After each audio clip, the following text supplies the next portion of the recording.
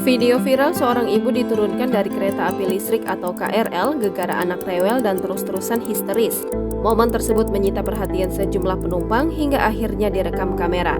Dalam rekaman video viral yang beredar itu pun diunggah kembali berbagai akun anonim lainnya. Kini video tersebut viral di media sosial.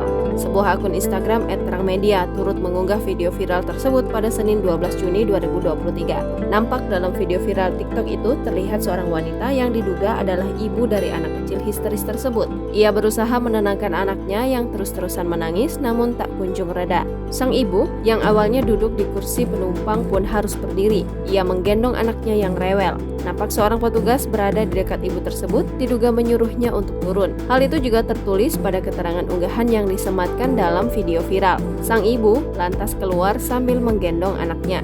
Ia pun tak pergi jauh dari KRL, melainkan berusaha menenangkan anaknya di area luar. Ia tetap bertahan di dekat pintu masuk KRL. Tak disebutkan jelas bagaimana akhir dalam peristiwa tersebut. Meski demikian, sejumlah netizen turut memberikan komentar dalam video viral itu.